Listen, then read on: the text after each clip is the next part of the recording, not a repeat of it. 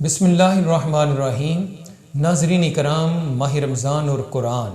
محمد عارف امان advocate supreme court آج 29واں روزہ 29ویں پارے کا خلاصہ آپ کے سامنے پیش کیا جائے گا۔ اللہ کریم فرما رہے ہیں الذی خلق الموت والحیات لیبلوکم ایکم احسن عملا، کہ ہم نے موت اور زندگی کو اس لیے پیدا کیا ہے تاکہ آزما سکیں کہ نیک عمل کون کرتے ہیں۔ اس کے بعد کریشن آف دی ہیونز کی بات ہو رہی ہے، کافروں پر عذاب کی بات ہے، دلوں کے حال اللہ سے بہتر کوئی نہیں جانتا۔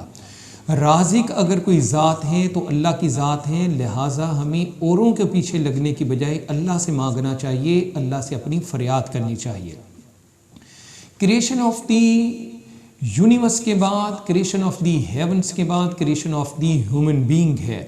اور فرمایا قیامت کا اگر نالج ہے کسی کو تو اللہ تعالیٰ کی ذات کو ہے۔ اس کے بعد سورہ نون مکی سورہ ہے، اس کا آغاز ہوتا ہے خلق عظیم کی بات ہے، حضور علیہ الصلوۃ والسلام کی متعلق فرمایا وَإِنَّكَ لَعَلَىٰ خُلُقٍ عَظِيمٍ،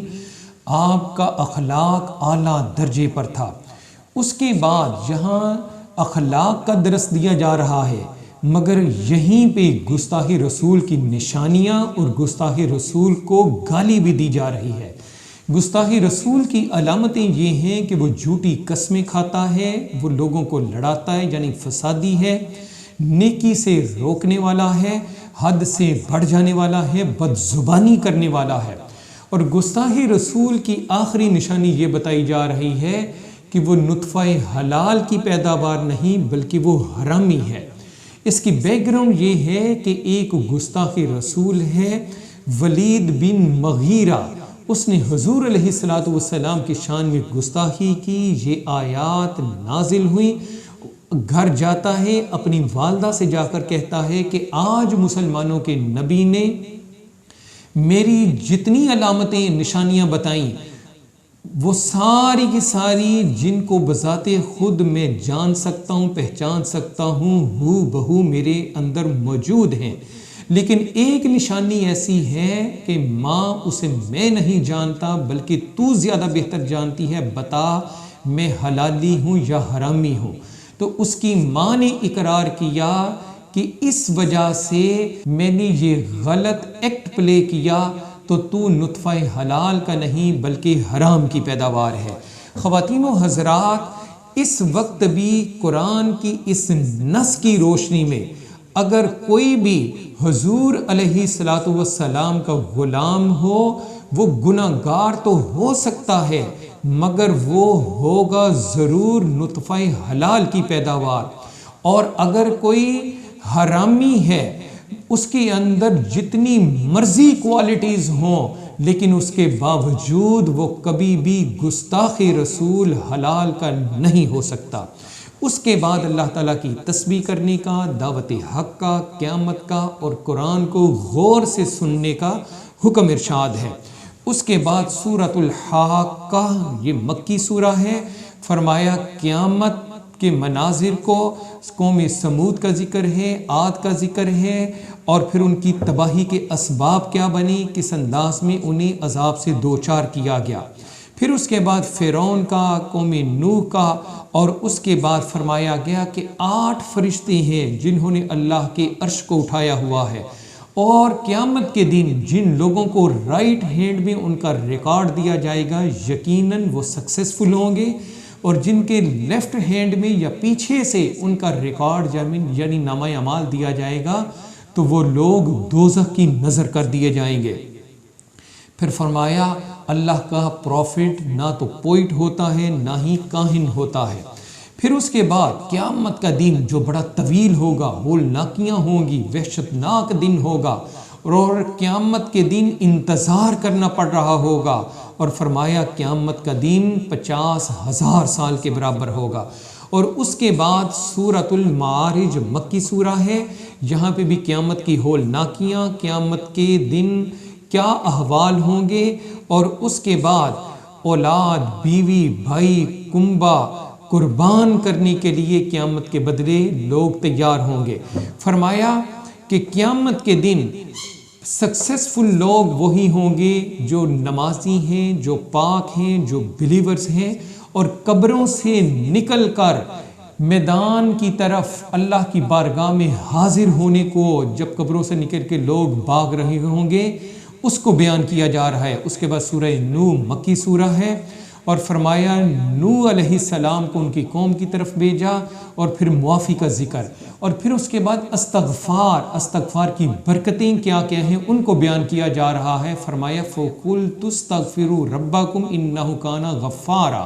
يُرْسِلِ السَّمَاءَ عَلَيْكُمْ مِدْرَارًا وَيُمْدِدْكُمْ بِأَمْوَالٍ وَبَنِينَ وَيَجْعَلْ لَكُمْ جَنَّاتٍ وَيَجْعَلْ لَكُمْ أَنْهَارًا۔ دیکھیں استغفار ہمارے گناہوں کی معافی کا سبب بنتا ہے، ہمیں درست جانب راغب کرتا ہے، لیکن اس کے بعد آج ہم بہت ساری مشکلات میں شکار، اور ہم بہت ساری چیزیں جو اچیو کرنا چاہتے ہیں ان کا ایک ہی حل، اور حضرت علی کرم اللہ وجہہ نے بھی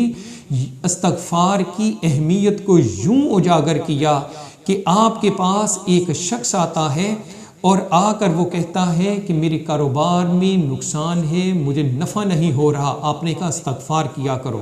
ایک بندہ آیا، اس نے کہا کہ میرے پاس اولاد نہیں، آپ نے کہا استغفار کیا کرو۔ ایک بندہ آیا، اس نے کہا جناب میں اپنے کھیتوں میں باغات میں جو کچھ بیچتا ہوں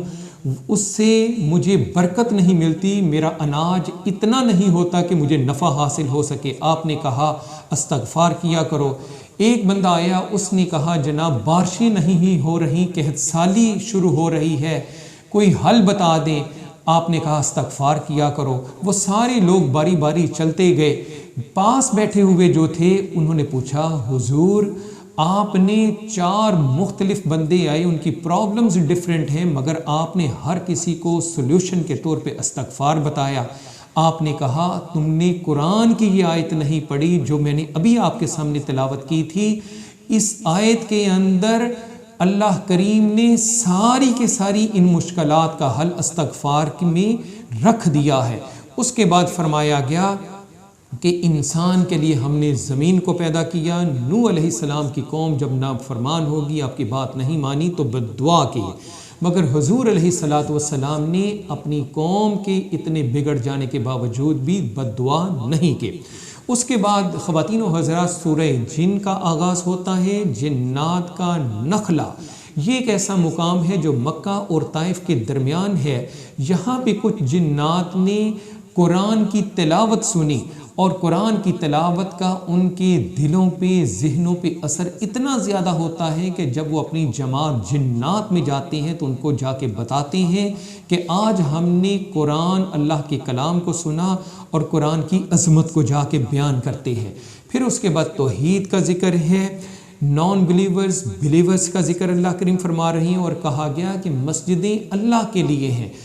لہٰذا شرک کا یہاں پہ سوال ہی پیدا نہیں ہونا چاہیے۔ اور فرمایا ٹرانسگریسرز کے لیے دوزخ کو تیار کیا گیا ہے، اور جو لوگ اللہ کریم کی فرما برداری کرتے ہیں ان کے لیے کیا جزا ہے اس کو بیان کیا۔ سورہ مزمل کا آغاز ہوتا ہے جو مکی سورہ ہے۔ فرمایا گیا حضور علیہ السلام کو کہ آپ کچھ آرام بھی رات کو کر لیا کریں، کیونکہ آپ بہت زیادہ عبادت کرتے تھے۔ پھر قرآن کو ٹھہر ٹھہر کر پڑھنے کا حکم صادر ہوا، اور فرمایا گیا کہ جب اللہ کا ذکر کرو تو پوری توجہ تمہاری اس طرف ہونی چاہیے۔ دوزخیوں کے عذاب، آگ کی بات ہو رہی ہے، اور ان کو جو فوڈ دی جائے گی وہ ان کے گلے میں پھنس جائے گی۔ آج یہیں پہ اندازہ کر لیں کہ اگر گلے میں ایک چھوٹا سا کانٹا بھی پھنس جائے تو کتنا تکلیف دے، لیکن دوزخیوں کی تو مکمل غذا ہی ایسی ہے جو ان کے گلے تک ہی پھنسی رہ جائے گی۔ مناظر قیامت کا میرے بھائیوں ذکر ہو رہا ہے، اور فرمایا رزق کے لیے ٹریولنگ بھی کیا کرو۔ یہ نہیں کہ جس جگہ تم کام کر رہے ہو اگر ناکامی بھی ہو رہی ہے تو ہم میں سے بہت سارے لوگ اس دفتر سے نہیں نکلتے، اس بزنس سے، اس دکان سے نہیں نکلتے، اس ماحول سے، اس جگہ سے باہر نہیں نکلتے۔ اسی لیے فرمایا گیا کہ سفر کیا کرو، ہجرت کیا کرو، اس میں اللہ تعالیٰ کی برکتیں ہیں، تمہارے رزق میں اضافہ بھی ہو جائے گا۔ قرض حسنہ کی بات ہو رہی ہے۔ اس کے بعد سورہ مدثر، یہ بھی مکی سورہ ہے، نزول وحی کے وقت کی کیفیت کی بات ہے، پریز آف گاڈ کی بات ہے، احوال قیامت ہیں، وجوہات جہنم۔ فرض کیا کہ اگر جہنمیوں سے پوچھا جائے گا کہ تمہیں کون سی چیز جہنم میں لے کے آئی، تو وہ لوگ کہیں گے ہم نماز نہیں پڑھا کرتے تھے، ہم ڈیزرونگ پرسن کو کھانا نہیں کھلایا کرتے تھے، ہم ولگیرٹی کی باتیں اور ولگر ماحول میں رہا کرتے تھے، ہم قیامت کو جھٹلایا کرتے تھے۔ اس کے بعد سورہ قیامہ کی بات ہے، قیامت کی قسم کھائی جا رہی ہے، انسانی ہڈیوں کا دوبارہ سے قبروں کے اندر یا ویسے جمع کیے جانا، اور سورج چاند کا قیامت کے وقت آپس میں ٹکراؤ ہو جانا۔ اللہ کے سوا کسی کی پناہ نہیں مل سکے گی۔ تلاوت قرآن کی بات ہے، اور صرف قرآن پڑھنے کی بات نہیں، فائزہ قرأناہ فاتبع قرآن، قرآن اگر پڑھتے ہو تو اس کی اتباع بھی کیا کرو۔ اور فرمایا قیامت کے دن کچھ چہرے ایسے ہوں گے جو کھلے ہوئے ہوں گے، پھول کی مانند ہوں گے، اور کچھ چہرے بگڑے ہوئے ہوں گے۔ بگڑے ہوئے چہروں کی وجہ کیا ہے کہ انہیں گمان ہوگا، وہ امیجن کر رہے ہوں گے کہ عنقریب ان کی بیک بون، ریڑھ کی ہڈی توڑ دی جائے گی۔ تو جس کی ریڑھ کی ہڈی ٹوٹ جائے تو اس کا چہرہ کھلا ہوا نہیں رہتا، بلکہ اس کا چہرہ مرجھا جاتا ہے، بگڑ جاتا ہے۔ اس کے بعد فرمایا کلا اذا بلغت التراقی وقیل من راق وظن انہ الفراق والتفت الساق بالساق الی ربک یومئذ المساق فلا صدق ولا صلی ولکن کذب وتولی ثم ذهب الی اہلہ یتمطى اولی لک فاولی ثم اولی لک فاولی ایحسب الانسان ان یترک سدی الم یکن نطفۃ من منی یمنی ثم كان علقة فخلق فسوى فجعل منه الزوجين الذكر والأنثى أليس ذلك بقادر على أن يحيي الموتى۔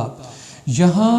اللہ کریم دنیا کی بھی کیفیت بیان کر رہے ہیں۔ وہ پہلے احوال تو ہیں قیامت والے دن کے، لیکن دنیا کے اندر کی کیفیت یہ ہے کہ جب انسان کا آخری وقت آ پہنچے گا، اس کا سانس اس کے گلے میں پھنس جائے گا، ہنسلی میں سانس رک جائے گا، اس وقت پھر کیا ہوگا کہ اس کے اہل خانہ جو ڈاکٹر کے پاس ہاسپٹل میں اس کو لے کے گئے ہوئے ہیں، ڈاکٹروں نے جب جواب دے دیا، پھر وہ کہیں گے کہ گھر جا کر کوئی دم کریں، کوئی درود کریں، تو گھر والے پھر کیا کریں گے؟ کسی جھاڑ پھونک والے کو، دعا کرنے والے کو بلوا رہے ہوں گے، مگر فرمایا گھر والے جھاڑ پھونک کا بندوبست کر رہے ہیں، مگر جس کی جان پہ بیتی ہے اسے معلوم ہو چکا ہے کہ اب میرا آخری وقت آ چکا ہے۔ پھر اس کے بعد کیا ہوگا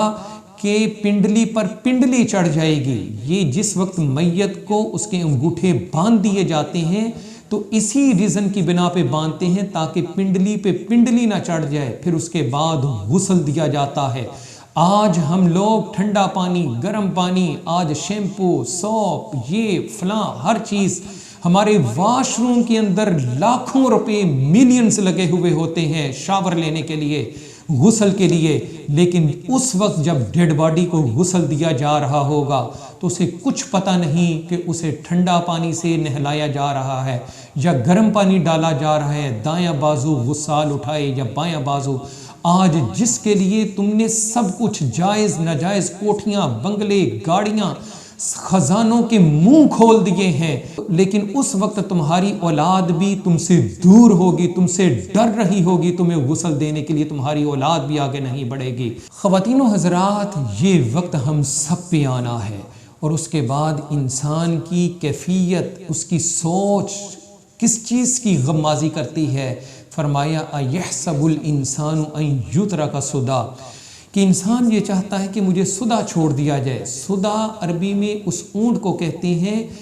جس کی مہار کسی کے ہاتھ میں نہ ہو، جس گاڑ سے مرضی پانی پی لے، جہاں سے مرضی چارہ کھا لے۔ اللہ کریم نے فرمایا کہ ایک حیوان تو شترے بے مہار ہو سکتا ہے مگر انسان نہیں ہو سکتا ہے۔ اس کے لیے تو میں نے قواعد و ضوابط، قوانین بنائے، اس کے لیے تو آیات ہیں، ان کے مطابق اپنی زندگی کو گزارے گا۔ اور فرمایا یہ جو کہتا ہے کہ مجھے ایسی آزادی ملے، مجھ سے میرے والدین نہ پوچھیں، مجھے کوئی بھی دنیا میں نہ پوچھے یہ کیا کر رہے ہو، یہ کیوں کر رہے ہو،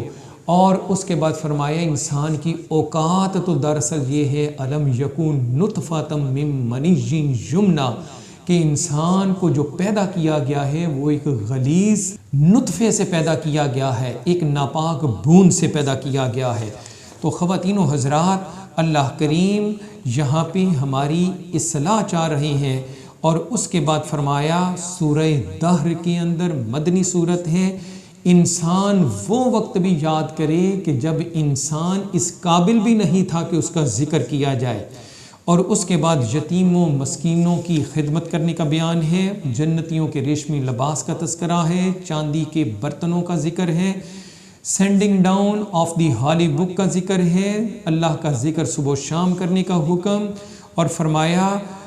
ظالموں کے لیے دردناک عذاب۔ اس کے بعد سورۃ المرسلات ہے، بادلوں کو اٹھانے والی ہواؤں کا تذکرہ کیا جا رہا ہے، قیامت کو ستاروں، آسمان، پہاڑوں کے احوال، جھٹلانے والوں کے لیے خرابی، اور فرمایا گیا کہ احوال دوزخ کیا ہے، قیامت کے اندر کسی کو بولنے کی اجازت نہیں ہوگی، اور فکر آخرت، اور اس کے بعد نمازیوں کو تلقین، اور جنتیوں کے لیے میوہ جات، دیگر چیزیں بیان کی جا رہی ہیں۔ خواتین و حضرات، آپ نے دیکھا کہ پورے کا پورا قرآن عبادت اپنی جگہ پہ، لیکن ہمیں اپنے معاملات زندگی سیدھا کرنے اور آخرت کے بیان سے بھرا پڑا ہے۔ اللہ کریم ہمیں عمل کرنے کی توفیق عطا فرمائے۔